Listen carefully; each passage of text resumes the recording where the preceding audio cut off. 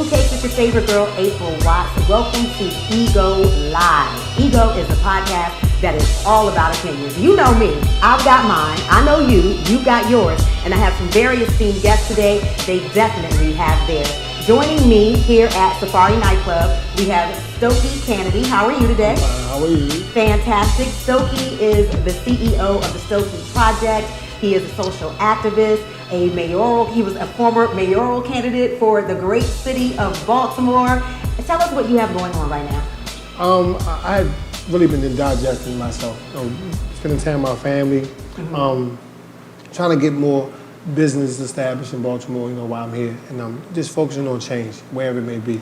But just doing a lot of reflecting on myself. I needed a break, a vacation from a lot of things that was going on, so I'm using this opportunity to really reflect back on some decisions I made and better myself. Everybody is doing that. I'm quarantining inside the quarantine. I like it. I like it. We have Miss Catalina Byrd. She is also a former mayoral candidate of the great city of Baltimore, journalist, radio veteran, social activist. How are you? I'm good, April. How are you? I'm fantastic. You always have something going on. Tell us what's up with you. The mayoral race might not be over. Oh, okay. She said, hold on, don't count me out. I've got 2 council races and a congressional race that I'm working on, trying to break the Democratic machine as my whole 20-year career has been about. I'm excited. I love it. Last but not least, my personal friend, Abdul-Salaam. He is the COO and co-founder of an amazing organization called Keys Empowerment. How are you? I'm wonderful. You're always wonderful. I try to be. Tell us what you have going on with Keys and beyond. Well, in the time of COVID, everybody is brought to a minimum movement, right? But we're still trying to do our best to socially interact and bring mental health services to all of our families, and best as possible be essential for any individuals in need throughout Baltimore. Mm-hmm.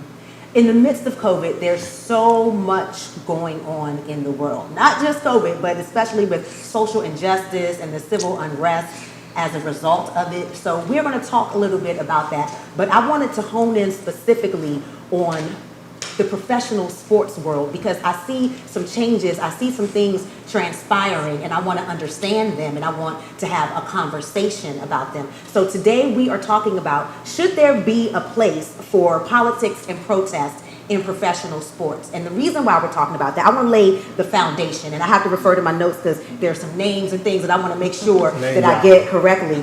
There is an African-American man who is 29 years old by the name of Jacob Blake.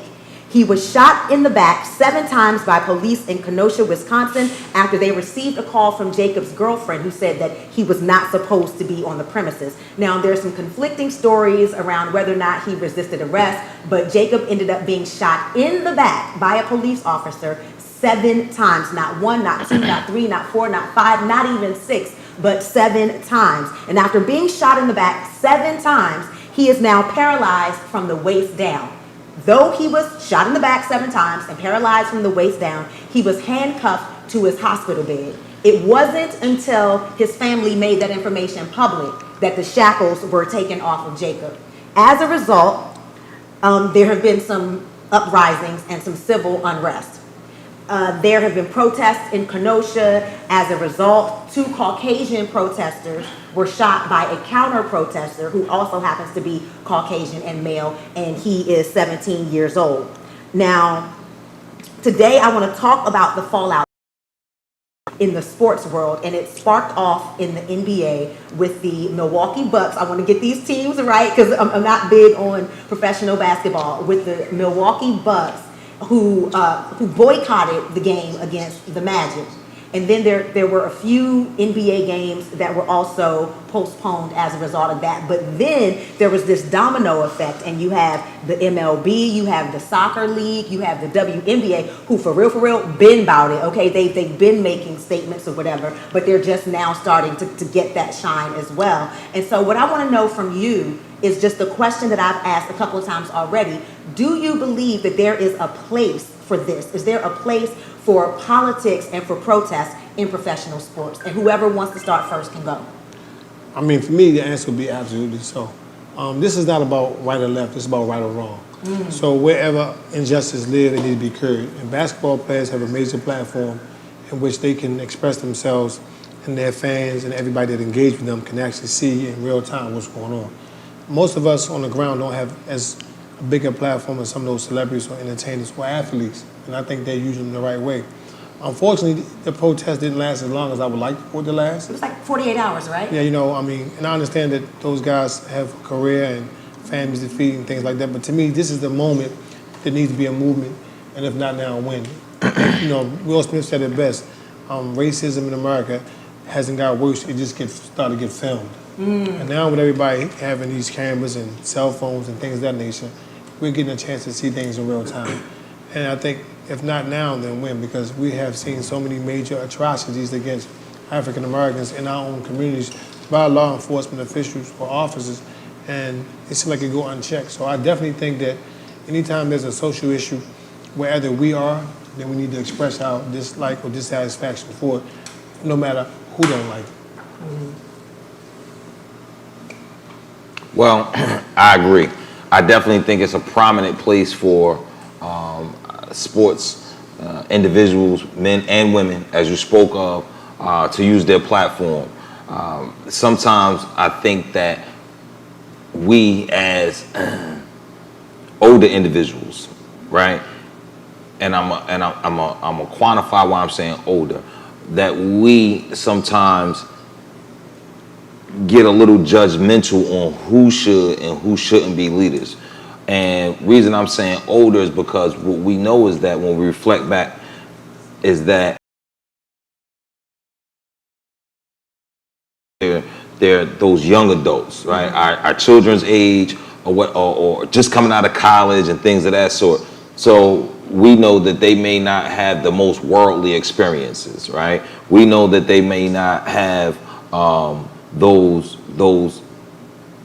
that maturity to make very conscious decisions. With that being said, they have very conscious pockets, right? And a very active and a plethora of individuals in their platform that they can touch. And we'd be remiss if we didn't understand the power that's held in that platform and in the financial status that they hold, right? And when we speak about finances, just speaking about the NBA specifically, as we spoke with the Bucks in their recent protest, it's proven that NBA players are financially the most secure or richest group of African Americans as a collective in the United States, right? In which annually that's about $2.3 billion annually that they are in control of. So we'd be remiss once again if we didn't understand the power that they hold within that. I'm gonna say I agree with the moment because it's true to the tradition of black consciousness on a celebrity status. You think about Muhammad Ali, this isn't new, right? But as people were feeling some type of way about how short the protest was, I remember my first time interviewing Dick Gregory, and I asked Baba real clearly, I said, how did you get to this place? He said, because I made my money first and then they couldn't tell me what to spend it on.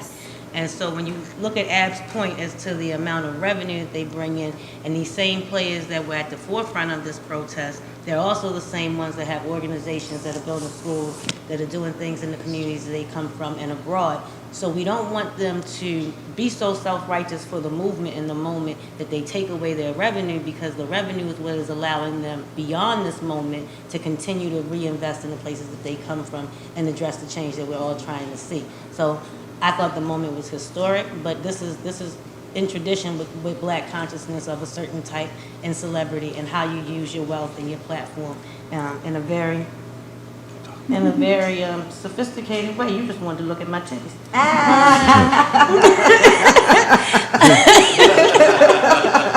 And he did. How was it? But no, I think that this is, just the next iteration of what that looks like, and we'll see more of it to come in years to come for as long as this injustice stands. I want to talk about iterations and evolution and all of that, because even though this isn't new, when I look at it historically, mainly you had African American professional sports players make shows of solidarity, like back in the 60s with the track Olympians that won the gold and the silver, and they stood and they put the black fist up, and that was a very powerful show of solidarity. It was a very powerful statement, but they ran the race, you know what I'm saying? And even though Muhammad Ali refused to fight in Vietnam, him being a professional boxer, it was only impacting him. He wasn't playing a team sport. And so now it's moving into the Lakers being like, nah. The Bucks being like, nah, we ain't doing this. You know what I'm saying? Naomi Osaka, even though she is an individual, you know, she also was just like, I am not going to play this semi-final match, which was a very important match to make a statement and to prove a point. So my question to you is, with this evolution of boycotting, what are the implications of that? And do you think that that is the next step in what we're doing as far as protesting, or is that something that there needs to be a better way? So something that's very important that we understand is what you're speaking of is that black magic, right? Taking Yes. control of our black magic, saying when we're going to put that on display and when we're not, right? And it's super vital for us as a culture to embrace that and how important that is, right? From a financial aspect, from a skill aspect, from an ingenuity aspect, right? And that's when I'm saying that we can't just champion individuals that are astute, that go to college and have these doctorates and things of that sort, the talented 10th, and think that they are the only ones that should be leaders. And we must incorporate everyone, right? So to speak of the boycotting and the importance of in the moment and taking control, I think that that is a way for us to be able to implement that Black Wall Street again, right? So something that I speak of very specifically when it comes to sports and entertainment is that we be to our benefit as a culture to uplift these individuals and do as the Italians have done in the 50s and 60s, and they have politicized themselves into contracting, right? Or they've politicized themselves through the unions, Yes. right? And they've taken control. We know when it comes election time, there's going to be a certain demographic, there's going to be a certain allotment that come from this demographic. You have to meet with them, Yes. right? We know that in the hood, where I'm from, when you're going to get a lawyer, you're going to get a Jewish lawyer. You are. Not because they practice law any better than Warren Brown. Not because they practice law better than J. Wendell Gordon. Not because they Shout out to practice Jay better Wendell. than... Shout out to J. But we know that those guys have we know what they do. But because we know that court is going to be held in the chamber before we even come to court. Hello. It's already happened. They coming to you telling you the plea deal before you even come before the trial. Is that a fact? So, and we right now in a current plight of what's going on in the nation, we talk about police brutality, and even more specifically, we're talking about police fatality. Because we don't talk about brutality victims, right? I'll tell you that personally. We talk about fatality victims. They killing us. So let's be clear in language, right? We gotta fix that. So when we talk about taking an industry, that's the Irish have taken the industry of policing. They have. Of the FOP, fire department, that's their industry. That's their shit. Understand that. So when they coming at 20 years old and then at 25, 20, they sergeant and this and that, we still trying to get overtime to make money. Understand that's an industry that they've politicized. And here in Baltimore, we understand the power of the FOP. If you don't, you better get on board. All right, I have two mayoral candidates up here that will talk about the power of the FOP, I'm quite sure. Right? So we have to understand and take control of the power that we have. There's only one Jay-Z, goddammit. There's only one LeBron James. There's only one Kevin Durant. I don't care how many colleges you go to, how much you shoot in the gym, how good you are. You won't duplicate that. Right. And that's why they're an asset. So that's why when they boycott, you won't go get another Kevin Durant. You're not going to get another Damon. It's not happening. Okay. You understand what I'm saying? So when we start to understand that Our we power. control that, then we can add to our Black Wall Street and understand the significance that entertainment and sports play into that.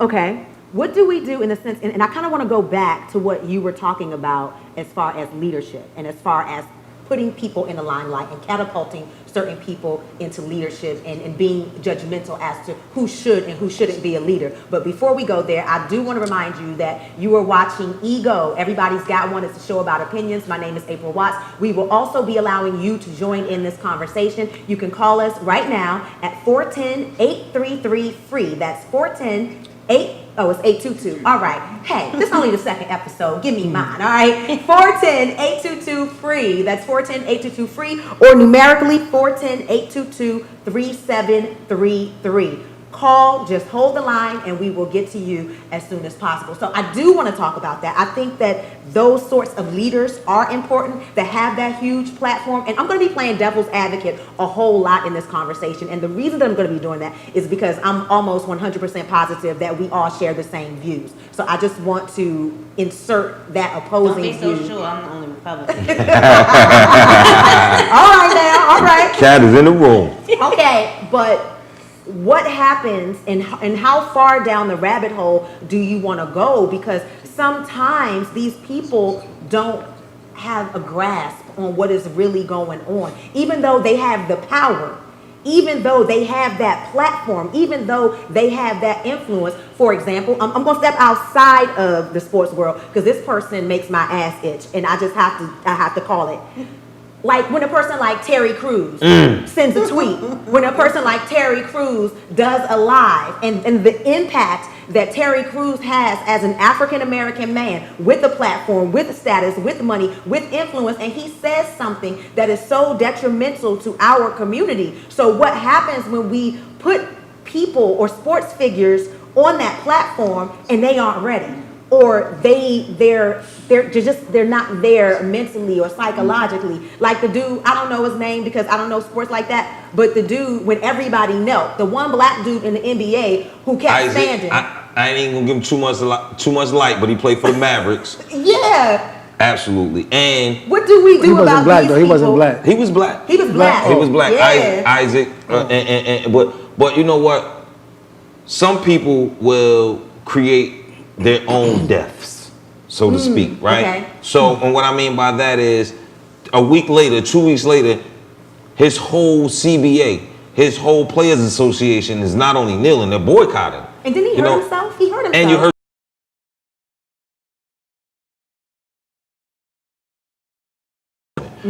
But Stokey, you have those relationships, so I know that some of the stuff that.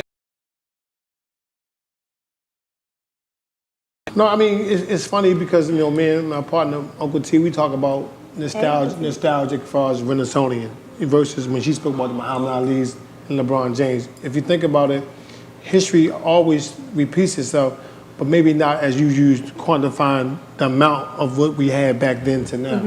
We only had a few black people that could solidify leadership position back then. Yes. And now, as you said, we have, or he said, a plethora of people who can do it. So you had a few people back then who may have won a championship, was a part of one. Now the whole sport is generally black other than baseball. Yeah. Right. So now we have people who can speak out against the major injustices that our people face every single day. And some of those individuals know that if it wasn't for sports, they would be one of us on the ground, Exactly. being victimized and traumatized by the events of the police. But for me, it is about education, information, and leadership. Leaders to me are born. You can't make a person be a leader. We got a person living in Pennsylvania Avenue in D.C. He's not a leader, right? But he makes decisions that affect all of us, Oh right? my goodness. So now when I think about all these atrocities going every single day, again, it's been going on for a while. Some of us are immune to it. We've been trying to put these fires out for years. When we think about those that are elected or selected, and most of what I'm saying has nothing to do with politics. I'm talking about for these platforms. These platforms, Sometimes your yeah. talent makes people select you to be a leader, right? And then you don't lead, right? And you drop the ball, as you just alluded to. So for me, being on the ground for so long, watching so many people cause their untimely demise by not stepping up to the plate, doing what need to be done to even perpetuate a positive narrative to change or affect change some type of way. He spoke about, about the fatalities that we had. And whether it be the Irish, the Jewish, whomever, we believe in generational curses. They believe in generational investments. Yes. So it's a difference between what they do for their kids and what we do to our kids. So for me, I'm just hopeful that now could be the time that we can probe our way in the right direction and use everybody collectively. Because like, Catalina knows some things I don't know, right? He knows some things I don't know. But together we are unified and we are stronger. And that's the problem with Baltimore or African-American communities in general. They don't stick together long enough to see the change that we see. Because someone have a different agenda or a different objective. And before you know it, again, it has nothing to do with this my sister, love her death. If she was an independent, I would still love her. Right. Right. So people look at right or left. No, I'm saying what's right and what's wrong. Yes. Let's fix that. And that's where I stand. What about you, Catalina? Like Ab said, we have to be intentional about our language. That's why in my first comment I talked about of a certain level of consciousness, because we can't use celebrity and leadership as if those terms are synonymous. They're not. Some people have platforms for skill sets that they had that couldn't think themselves out of a wet paper bag. And so that platform doesn't mean that they are qualified to be a leader. Exactly. But if we don't vet our leadership and we assume a platform is synonymous with such, we've been as complicit in the uplifting of the wrong voices as we have been hurt by and impacted by it, right? And so when I'm talking to young people, or anybody for that matter, specifically because I do politics, it's about vetting your candidate, not what they're saying on their campaign. What's their body of work show? Can you go find somebody that can vouch for the fact that 10 years ago they was in the street doing this, and not just telling you that they were? And so we've done the same thing in terms of who we've allowed to be our leaders. The other thing is that it became some type of competition, right? People really don't understand what this dynamic looks like off of a mayoral forum stage, right? Yes. Because they're so used to politics being nasty, bitter, and Mudslinging. petty, and mudslinging. They don't understand that you can have a friendship like Stokey and I have, or like me and Brandon Scott have, where you can have mutual respect and different ideologies. We have the same goal. We have different ways to get there, right? But there's so many lanes to this work. And it's ways to be effective and that are vital and necessary that aren't going to put you in the limelight, that aren't going to require for you to get lifted up, that are sometimes are going to require for you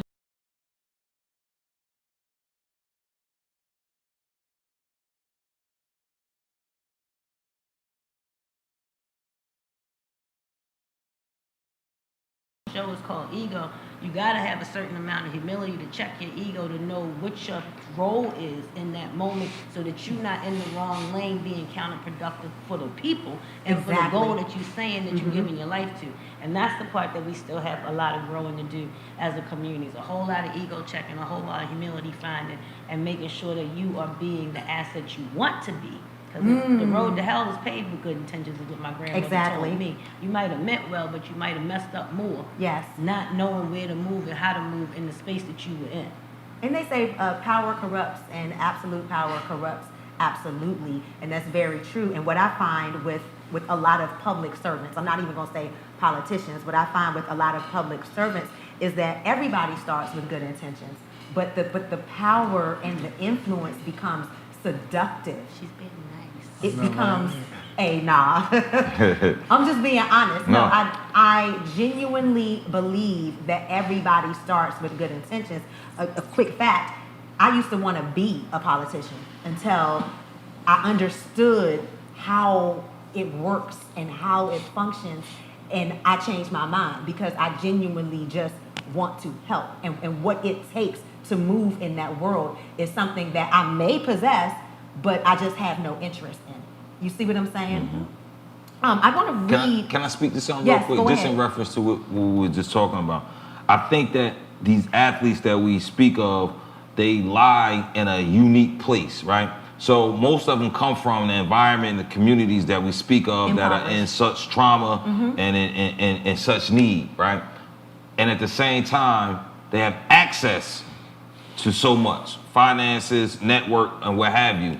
So the vital role that they have in being able to facilitate and to open up the network to the hood, so to speak, is what's vital for them. So Now, the importance of the boycott is, all right, you boycott it. You have 4 owners that are billionaires that are owners. What's that conversation like? But not only with that conversation directly from the athlete itself, it's like, who are you bringing in the room? Who are you bringing in the room? Are you bringing Cat? Are you bringing Stokey in the room that's coming directly from the community? That's touching the people that have the relationships. See, and we have to be unafraid and unapologetic because as we spoke of earlier, somebody that's playing for the Jazz or playing for Boston, that's our little cousin, y'all. That's somebody's little cousin. Right. That's somebody's little brother. They great and they making a lot of money, but somebody can touch them and say, yo, you know such and such is doing this. It's only about 25 or 30 urban metropolitan communities that we come from. Right. That we really talking about. And the flip side to what you're saying, for every police fatality, there is someone that has that platform that is either directly or indirectly connected to that person. For example, George Floyd. There we go. Who knew that he was very close to an NBA player? And I don't remember the guy's name. And if he hadn't had that relationship with Stephen Jackson, then I don't even think that George Floyd would have been as pivotal a moment as it became nationally. There you go. Absolutely. It was Stephen Jackson and us not knowing, stepping up and saying like, this is like my brother, this is my twin. That is what brought the world to watching it, because you know we had already had Freddie Gray, we had already had Aubrey, we'd already had Elijah McClain. These things had already happened. It is it's the intersection of celebrity and fatality that humanizes the celebrity and brings them back to their grassroots and their reality, that then creates a painting and a construct that allows people to see it through a different lens. You better if say this that, can Catalina. happen to a celebrity or famous or rich person's friend and or relative, maybe it's not as far removed from me as I think it is because I got this degree. I live out the county and I wear a suit every day. You see what I'm saying? It became transactional across classes. He spoke about something, and to me, it's always been problematic when you think about the leaders, the politicians, you know, and the people with the spoken words, right? And I recall in 2015 when we had the original uprising, and a lot of us from the community The Freddie Gray is what you're saying. got out, got out in front of it, and we knew from a community perspective we had to do something. That was my first brush with uprising and demonstrations and things so I didn't know what to do. I knew what I wasn't going to do, and we did everything we could do to stop the bleeding. We did that. History won't tell you that because they're going to focus based on who was in office, what police commission said, what. Then it happened again several months ago, you know, and again, the commissioner called myself and I called Uncle T, and we stopped all the provocateurs. She was calling me every single day, get down there, but no mayor, no city council, no one has called us and said, you know what, thank you for making us look good. Because everybody trying to figure out what did Baltimore do different than any other city. They had an Uncle T, they had a Stokey, had a tone on the ground to make sure these guys was going to do what they did years before. Right. But again, history not going to tell you that. So when she speaks about leadership and how I look at quality leaders, they're not going to come off the porch because they're comfortable. But the problem I'm having now is that they're going to get the same results as well, and it's going to look like we're not doing the best we can do to help them when they need to help us. So at the end of the day, like, there's nothing a politician can do for me. I don't need no job. I don't need no grant, right? I just want to help the people. If Catalina gets in, I know she's going to do what needs to be done. And if you get in, she knows that you're going to do what needs to be done. I don't want to be in. Sometimes people understand, and that was one of the things that really bothered me the most about our city and a lot of people I consider constituents. I thought I gave them too much credit for being smart. There's a difference between being intelligent and being smart. This brother and myself been doing things for the kids for free as long as I have known him. And for me to get into the race, it was never about winning. It's about letting people know what change look like, so therefore whoever comes behind me can finish the race. Because when you come from the inner city of Baltimore, and we know poverty and crime is like husband and wife. And Chris Webber said the other day, you got to see it to believe it. If you don't see it, you don't think it can be done. We got a lot of black people. Ben Carson never was a politician, but he ran for president. No one said anything about that. He was a doctor. No one said, "Oh, Ben Carson." But he ran. But he wanted a job, so he got one, right? But I'm saying, for me, it's different because a lot of kids that die or go to jail look just like me. And I know for a fact the influence I had then and the influence I have now. But if I'm on the ground, I yell, "Come here, come here, come here." You gonna look around and probably keep walking. But I'm on the roof like, yo, you're like, what is he doing up there? Right. So that's what it was about. It wasn't about Drawing being a attention. politician. You get attention to something. We got more people who never registered before they register, more people engaged who never was engaged. And Jay said it best. Jay said, Stoke, it's not about winning. We don't want you to win. I never called none of my friends ever to ask them to help me because we knew exactly what we were doing. We was targeting one demographic, the guys in the street. No disrespect to the senior citizens, the white folks, the Jewish folks. I want to let everybody in the street know that you can be something bigger and better than you strong. are. And I that's love all, it, and that's all we want I'm to so do. glad that you're here and you're talking about that right now, because even though I know of you and Right. we've been in some of the same places at the same time, I even hosted one of your birthday parties, you know what I'm saying? But I didn't know you, and I haven't had the opportunity to have a conversation with you on Right. this level. So when you were running for mayor, I was excited for you. I was like, Right. okay, get it, Stokey. Right. But part of me was like, why didn't he call Jay-Z in? Why didn't he call Jay to make that statement, to make that endorsement? And you sat there and answered my question without me even having to ask it, and it makes perfect sense. It makes so much sense right now. I mean, what I can tell you is this, and this is for transparency and honesty. When I call on Jay, not only Jay, Henry, the whole entire, Rock Nation, whatever I wanted, they was going to give me. I asked them to get me on a few shows that I couldn't get on myself. They got me on them shows. They were waiting for my direction. Right. But to me, why call somebody from New York to help me do something in Baltimore? And when you got the Carmelos, you got the Kevin Lyles, you got all these other people, Yes. they are guys who I feel like will be more in tune with making sure that we change. But they didn't come to me, and it's fine. I mean, everybody has a different agenda when it comes to politics. I get it. But I'm saying is that Jay has always been there for me and probably always will be. But that wasn't my objective. And I was praying, and I wanted to stop in December. She probably can tell you, but in the day, because when she said she was going to run, I was supposed to support her. We stopped speaking. This is my sister because she didn't understand what I was saying. Now I'm saying, for me, it's like getting people to understand exactly, what it looks like. A lot of people don't know when you go to prison and you spend 12 years, you come home, you contrite, you seek atonement and forgiveness, and all of a sudden you seek a different religion. They think that's the only way you're gonna go in life. Yeah. And my thing is, it's always about working with someone and work instead of working for someone. And it's troubled me today that even though, I'm working the mics later. right, Ain't nobody gonna keep This is live. This No, is but why that- I wanted My to bad. do my. I'm No, going to good. cut you No, off. you But good. this is exactly why I wanted to do my podcast live, because a lot of people hide behind edits. A lot of people no, hide we know behind do-overs. A lot of people hide behind that. And I was like, no. Speaking of ego, everybody's got one, which is an opinion. And even as humble as you may be, every human being that walks the face of this earth has an ego. And for part of what we do to be in front of, whether you are a mouthpiece, whatever, you do have to have a certain level of ego. And so I was like, how can the show be called Ego and we don't go live? That's If right. we mess up, we gonna own it. That's So right. you Right. see him fixing my mic right now because the show is live and this is what we Right. do. Finish what you were saying. No, I'm just saying that a lot of people don't necessarily understand exactly what transparent consists of. And me, the reason why I'm so successful because of my relationships. Yeah, I went to school for psychology, I went to school for real estate, but what I did master in was relationships, and to this day they are premium. And they kind of exclusive. He's talking about some of the athletes and entertainers I know that are celebrities that would do everything for me who have done it. But for me, the mayoral race was not about me winning more than it was engaging a demographic of people that was hopelessly desensitized and knew nothing about it. And right now, Jay said to me this, and I'm gonna close, he says, look, don't worry about winning, because 5 years from now, everybody in Baltimore who know you gonna know you ran for mayor, and they're not gonna know nobody else. Not even probably who won. We talk about this particular demographic of kids Right. who on the corner, and I understand. So right now, for a guy to tell me today, yo, I ain't from Baltimore, but I was gonna vote for you. They don't even know what my agenda was, but they know what my heart is, and I'm Right. okay with that. You know what I'm saying? So I want to talk about, because you made a really good point that I kind of want to segue back into the sports with.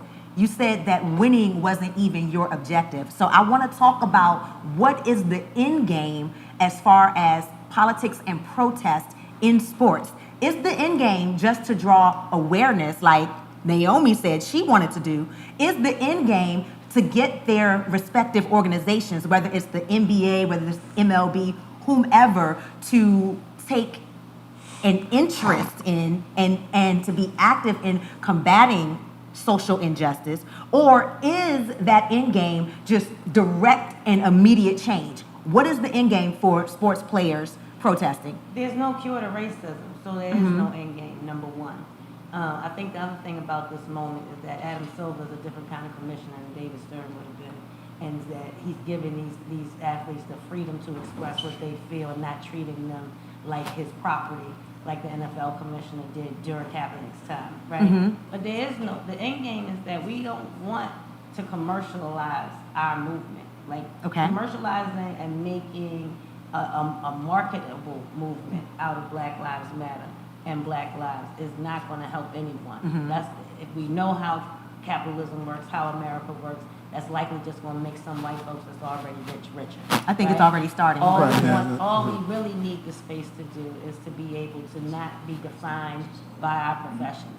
If the athletes want to have some type of demonstration, give them the freedom to do that, but don't impact their profession with it. I don't think that we look to these leagues and these corporations and these white folks to promise any certain amount of money to, because we've seen that already. I mean, look at Baltimore. We are a nonprofit safe haven.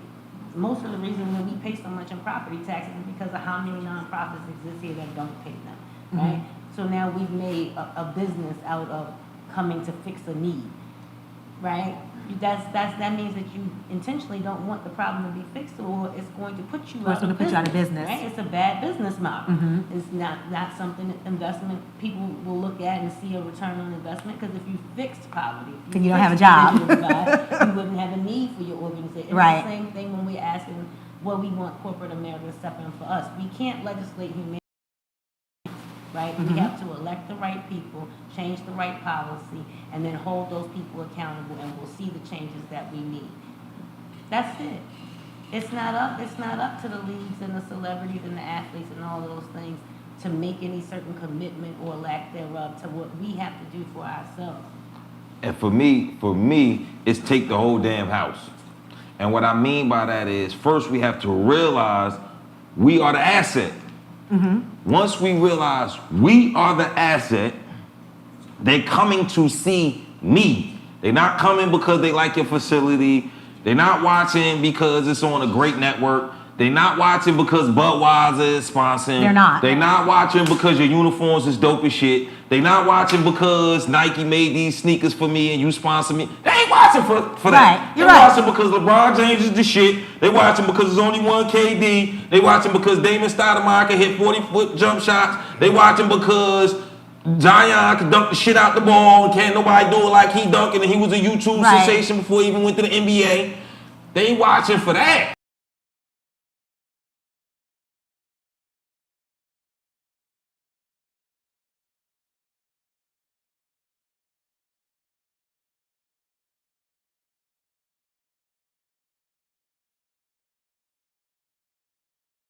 They gotta be. But at the same time, there's enough devils out there that's gonna advocate on this conversation. You better sell it. You don't gotta be. Keeping it real, corporations are what run this country. So when you talk about affecting change, even at a political level, if you get to the money, understanding that professional sports players are the money because of the link to the advertisements, because of the link to these organizations, or because whatever. Because of the link to the institutions. Right. See, we got Mikey Williams, who's a sophomore, a freshman in high school, that'll be a sophomore this year. Number 3 in the nation. It starts at that level. That's already talking about going to an HBCU. See, that's going to change millions of dollars for institutions, not just one. Because see, when you go to the MEAC, now when you play for Howard, you're going to play Morgan. You're going to play Coppin. You're going to play Coppin. Right. You understand what I'm saying? So now you get another 5-star guy that's going to go to Howard. You done changed 6 or 7 scholastic institutions. Right. So now, those scholastic institutions have engineers. All right? They have media individuals. See, it's a trickle down. So you can't get caught on the basketball court when we a whole nother demographic and platform associated with it. It's so crazy. It's the whole web. Because I was talking to somebody, they was like, if you maximize or even minimize the amount of black mayors and black police commissioners in the cities where there were black fatalities by police, right? A lot of them was worrying more about getting demoted and promoted by doing the right thing. Yes. So if you're saying, well, if I do the right thing, I'm going to get demoted because there's so many people that's against this, that's paying me, these institutions. But if it's an all-black institution, you do the right thing, more than likely, we're going to look at you as a hero or heroic and you'll get promoted because we need you to hang around. There you go. But when you don't hang around, it's probably because you ain't doing the right thing anyway, and we want you to go as fast as you can go. Because a lot of us, to me, as you speak about devil's advocate, even in politics, they get in the way because they don't want to be the change they need to be. And I always use the word nostalgic because some of them, and if not often, are always thinking, oh, and these new Renaissancean kids, like the Tones of the world, they don't remember when we had to do these things. That's right. Yeah. So they don't want to hear it today. So my Right. thing is now, where is the new information? Where should we go? And as she said, you can't make an athlete be a leader. You can't even make a politician be a leader. But when you're in a position of leadership, I'm only asking you to do the right thing. That way, most of us who don't mind following you, because even if we didn't elect you and someone else elected you, you're in a position to make things happen or make change. And when you don't, it's a trickle-down effect. And these things be perpetuated over year, over year, over year. And to most of us who get old and fade to black, get so fatigued, we like, man, it's not gonna change. And then they start believing that. And now I think the curse has been reversed because now they start believing that they can see change when they see a guy like in the NBA like LeBron James cuss on Twitter.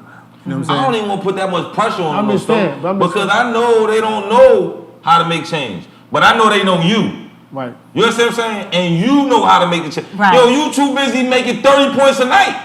And you building with all these other people making all that money. You don't got time for that. That's cool. Stokey there. Right. Connect with Stokey to make that change. Connect with the right people and There we utilize your influence and platform in That's a right. way I that think is we also effective. always undervalue what it is that our contribution to America is. Right? Okay. So when I'm talking to people right now, especially young guys, I'm trying to get them to understand the importance of intellectual property and representation. That's tough. Right? We don't need no more criminal defense lawyers. We got enough black criminal defense lawyers. We got enough black prosecutors. Right. We passed that.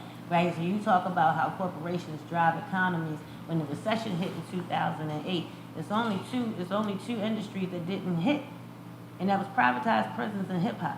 Watch the Throne went #1 in 47 countries in less than 12 hours, and that was before we had streaming services. I want us to be real clear. Yeah. But we are the content. We are. Whether we dribbling a ball, Element. whether we on air, Whatever we do. creating we are the culture, and we are, right. and we are what drives We the drive culture. and we don't ever own our own content. And so I know for a fact I know one black intellectual property attorney in all of the state of Maryland, but I can name 30 criminal ones, yes. or civil or family ones, right? And we need to be representing our own talent.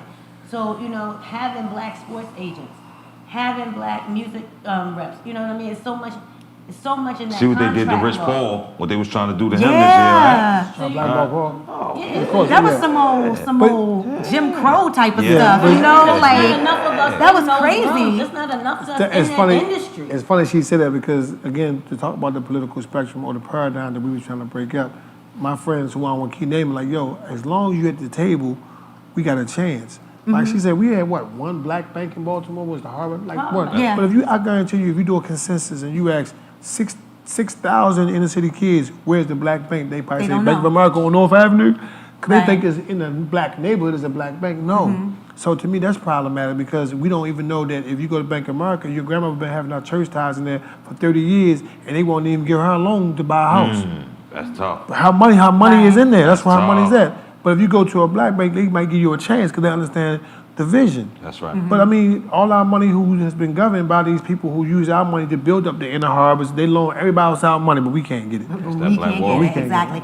I do want to incorporate some of our viewers, and we have Troy Alvarez, who checked in from Las Vegas. He said there is a place for politics and protest in sports. He said, but not to the point of paying attention to what a famous athlete says over what your local teacher, clergy, police chief, mayor, governor, business leader says. He says change for the individual is in their zip code. I'm gonna say that one more time. Change for the individual is in their zip code, and someone playing sports full-time can't impact that. He said LeBron James has made his money and is at the end of his career. Younger players, not as well known, have to spend time on their craft so they can get paid enough to get money back to their zip codes. Posting sound bites on Twitter is really surface politics and nothing more. Well, see, So, go ahead. I mean, Paul Revere said the British was coming, right? You know why he said that? Because he was running from the war and he had a horse.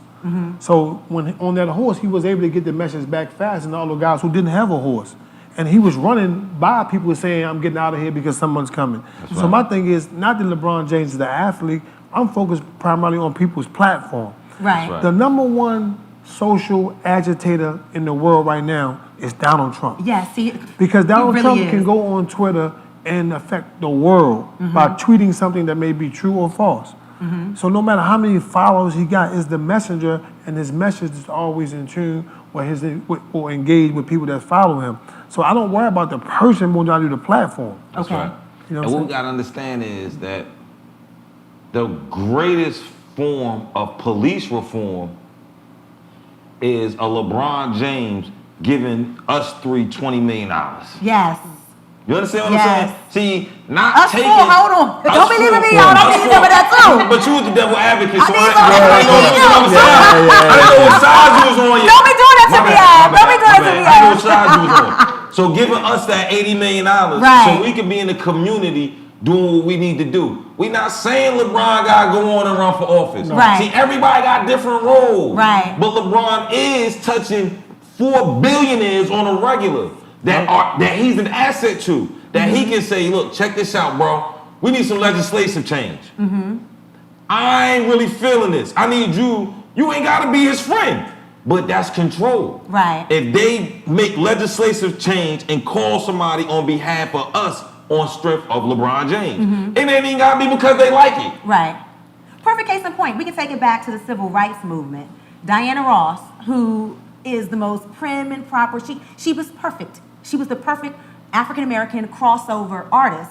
She wasn't out on the front lines. She wasn't outspoken like Nina Simone, but she almost single-handedly, okay, and maybe I'm exaggerating, but she was a big financer That's of right. the civil rights movement. That's She right. kept Martin Luther King going, and nobody ever knew. So the point that you were making about the finances and about like being able to donate money to the right people and the right causes makes perfect sense. That's right. But sometimes it don't even be the money. Like you had what his name, Baynard Ruskins. I think he was gay, so they didn't want to put him in the front of the civil rights movement. Right. But he was responsible for He was making a sure bad that boy. everything got done. That's right. So he was very important. But being though he was so-called gay, they didn't want to say like they was giving him that Right. social status. Too much You know? I mean, in that time, you know, what Dorothy Height was in that room. She Yes. oftentimes would be one of the only women. I remember when they renamed the school of social work at Coppin for Dorothy. She had passed the week before. She was supposed to be at that event. And John Lewis came and spoke and said, you know, one of the greatest, regrets of his career was how sexist they had been towards her. The times that she was in the room and had ideas and was trying to contribute to the planning process, and they talked over her, shut her down because she was a woman. You know, because before we can start really getting but so far into how we're gonna fix America for us, there's gonna be some conversations we still have to have in Yes. community around sexism, colorism, homophobia, All the isms. and all the isms that we use to divide one another and justify it, right? Because until we deal with that, we not gonna ever be able to truly beat the white folks at their own game, because the first part, the rule of their game is just stay on, don't edge Unification. Yeah. right? Right. Unification. That's it. Yeah. Right? The Jews do it too. If you go and you work with any Jewish organizations, they don't disagree in what they call mixed company, right? Yeah. So if they don't agree, then maybe 2 or 3 board members not going to show up to the meeting, or they going to abstain from the vote. But what they're Right. not going to let you see with your blackness on their board for whatever diversity hire you were to be there. right? Yes. They not going to let you see Yeah, that that's Any discord dissent. in their house. That's right. But we air it, we promote it. All the time. We made it a business model. Yeah. Right? We pit light skin against dark skin. It's a whole conversation right now about whether or not Tracy Ellis Ross should be on the cover of Elle talking about the standard of black beauty Yes. because she's mixed and she don't. But all black people ain't got 4C hair. But now we spent the last 3 days arguing Discussing on the internet that. whether or not this black woman should be able to be qualified to have a black hair care company and talk about black beauty. And it's How gotten to stupid the is that? point where non-black people feel comfortable interjecting their opinions Their into the opinions. conversation. And Into I'm like, hold up, Right. hold up. You Right. know? I want to go back to another viewer. Jeffrey McNeil raised a really good point, and it's going back to the question that I asked about what is the end game. I don't mean ultimate end game, but I do mean a lot of times when we boycott and protest and we have civil unrest, one of my main I don't want to say criticisms, but one of my main concerns and one of my main wishes is that we had an ask. Like, okay, you're upset and you're going against something and you're reacting, but what do we want? What are we asking for is the question. So Jeffrey McNeil checked in and he said the biggest move of this entire voting run might be the players getting the NBA to use their vacant arenas as polling places. While people are bitching about the candidates, mailboxes are being ripped out of the ground, polling places are being closed, and our voting rights are being peeled back. He said 2024 might look a lot different in terms of whether we're able to vote at all if we fuck this up. So that's what I was talking about. Like, what are we after? What is the point of a player boycotting? What is the point of a player making this show of solidarity? It can't always be just about the statement. You know what I'm saying? I agree. And that was one of my reluctancies of the NBA boycotting right now. So I've been wanting the NBA boycott for 3 years since the NFL, 4 years since the NFL situation, because I feel like an athlete, they have the most powerful platform. With that being said, one of my reluctancies, the biggest reluctancy, is that I want them to have an end game and some ask. Some ask. What is your ask? And I believe, just in generally, Say it again. I want them to have an end game, and I want them to have an ask. Okay, good. I want them to have an ask, and I believe that just in general, one of in the time that we're in, this is the main ask for our community needs to be reparations, and what that reparations looks like needs to be a serious conversation. I'll leave it there. Yeah, no, because she spoke about Dick Gregory earlier, and I started just doing a lot of research on him and some of the things he said. And one thing he said to me was so powerful, and I think Robert Ory, future Hall of Famer, NBA champion, said the other day on TV. He said that when black folk kill black folk, we want revenge. But when the police kill us, we want justice. He said, I don't understand that. He said, because whoever killed my son, I want to make a determination how I feel, and not based on policies or procedures. But it's funny, when the police kill you, you want justice.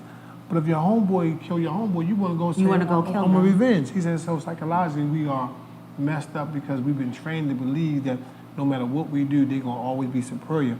I get it. The freedom fighters help us get out of slavery. I get that. We couldn't have done it without them. But now we talking about change, whether it be systemic, or you talking about the racial divide, everything I can think of in my lifetime has always been as a way of being a subordinate.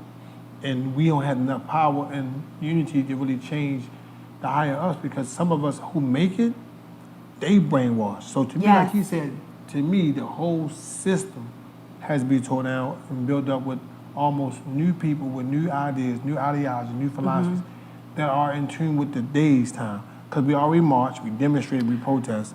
And to your point, the why is what? When they did that rise in 2015, there was no why, what we want. So now this time, I'm not going down there. I'm not against what y'all guys doing. My brother said, I'm reluctant to participate because I don't want to waste my time. I chuckled when he said it because we were there in front of City Hall. And I'm standing next to the store and he's asking, and these young people are passionate, they're emotional. He was like, okay, you finish yelling at them.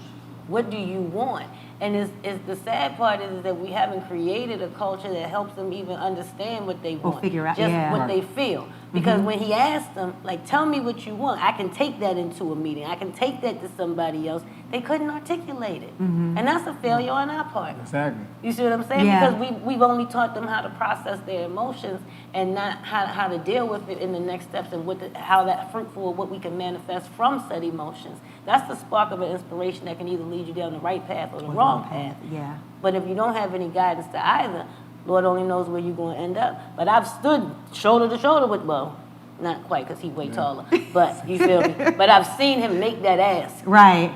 Of young people who are so frustrated and angry at what's happening that they screaming and they got tears in there and they just don't know. This has been a wonderful conversation. I'm getting the wrap-up sign, but I do have to squeeze in one more question because we did talk about sports. Like we went on some tangents, but the tangents were necessary and the conversation has been beautiful. I just want to wrap this up talking about the sports fans, okay? What do you say to sports fans who may feel like, yes, all of this social change needs to take place. But sports is the one place where people of different religions, different ethnicities, different races, different backgrounds come together, and for the time that Ravens game is on, for the time that basketball game is on, nobody cares about any of that. Why can't sports just be sacred? Why can't politics and why can't protests be left out of sports? What do you say to the fans? That person ain't a sports fan. Ain't no way if you're a sports fan, you know the history of half of these teams and not see race and not see politics. You have so many black Cowboys fans because they were the first team to let black players play. To integrate. Mm-hmm. Right, you know what I'm saying? Like, if you know anybody that's a baseball fan, Red Sox in Boston is one of the last places that black players wanted to play because of how they get treated in the city of Boston. So no, you're not even a sports fan if you're asking that question. You just watch highlights on SportsCenter and want to sound cool at the water cooler, but that's not the historic nature of any of this. And if you try to use sports as a device to run from the real issues and not face them head on, use that opportunity to say, you know what, I want to just chill and not focus on what's really going on. That's a temporary fix when you have a permanent solution right in front of you that you can use to, or not necessarily a permanent solution. As she said, there's no cure, but you got people that can help you try to fix it by engaging the two to me, which makes sense because again, at the end of the day, it's always the one with the biggest platform. Without a platform these days, you know, most of us going to be on the sideline, you know, crying foul because no one will hear us, you know. And I think those individuals who may have status, it only got to be, you know, last night we watched Monica and Brandy, had 1.2 million people following. Yes. Right? So was that a time to send a message to black folk to do things that's going to be better fathers, better, I mean, whatever. Absolutely, because you got to catch them where they at. You know, they're not going to come to you all the time. Right. If we take control of our culture and understand the black magic and the relationship that it has with America and the platform and politicizing in America, that we'll be a much stronger nation, black nation within America.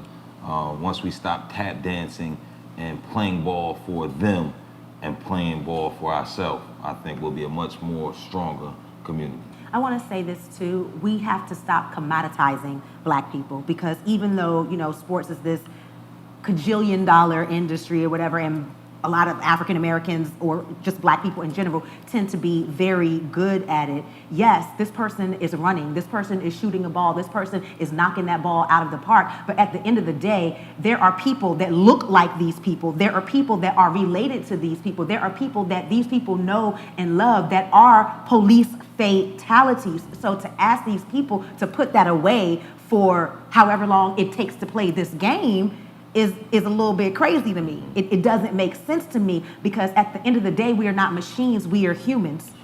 And so to play for organizations that don't care about our human condition doesn't make sense to me because looking at what is happening with police fatality, in my opinion, it's a human rights violation. Right. And I've always wondered why the United Nations has never brought America before the world to put them on trial for human rights violations because what's happening to black people is unbelievable and it's unacceptable. But with that being said, this has been a great show. Stokey Cannady, thank you so much. Catalina Byrd, thank you so much. Abdul-Salaam, thank you so much. And viewers, thank you so much. We need you to subscribe to the YouTube page. We need you to share this. If you have gotten anything out of this conversation, please share it. Also, last but not least, if you like my shirt, this Uppity Negro shirt, you can get it at BCN Apparel. The fall rollout is going to be on pre-sale tomorrow. That's bcnapparel.com. We love you. We appreciate you. We'll see you next Tuesday at 8 p.m. My name is April Watts, and this has been Ego.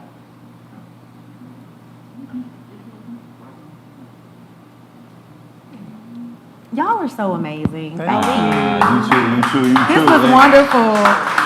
It was hard, like, not to be like, yeah, but I wanted to make the conversation interesting, so I had to ask the questions. Absolutely.